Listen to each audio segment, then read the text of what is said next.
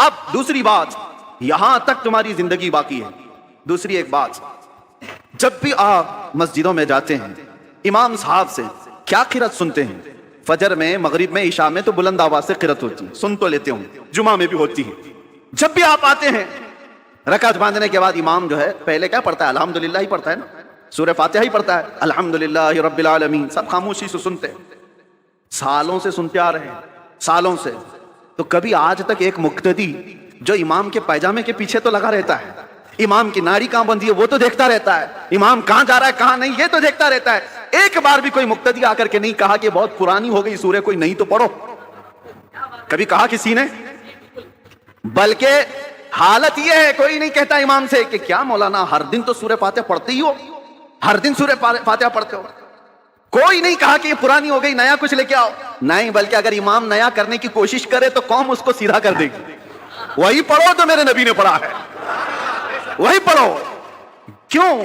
آج تک کوئی بھی چیز جب ہم دیکھتے ہیں کنٹینیو، بریانی 4 دن کنٹینیو نہیں کھائی جا سکتی، 5 دن روز دال چاول بھی نہیں چلتا، انسان کی طبیعت ایسی ہے کہ ہر چیز اس کو بدل بدل کر کے چاہیے، نہیں چاہیے، لیکن اس میں کبھی نیا کا تصور بھی نہیں آتا۔ کیوں؟ ایک یہ چیز۔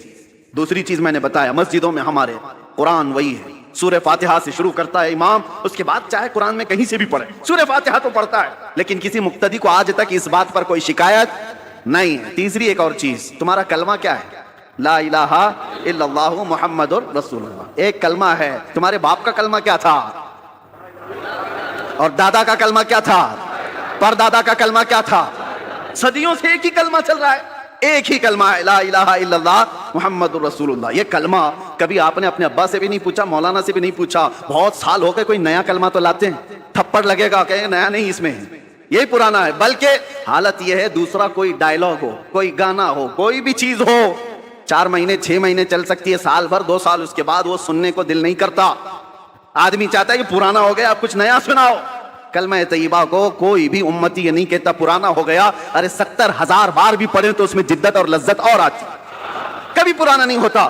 یہ ایسی چیزیں تمہارے پاس ہیں، تمہارے پاس ہیں، یہ جمعہ کی جماعت، یہ قرآن کی حقانیت، یہ کلمہ طیبہ کی جدت جو ہر زمانے میں ہے، کیا یہ تمام چیزیں اس بات کا ثبوت نہیں ہے کہ اسلام زندہ ہے اور قیامت تک زندہ رہنے والا ہے؟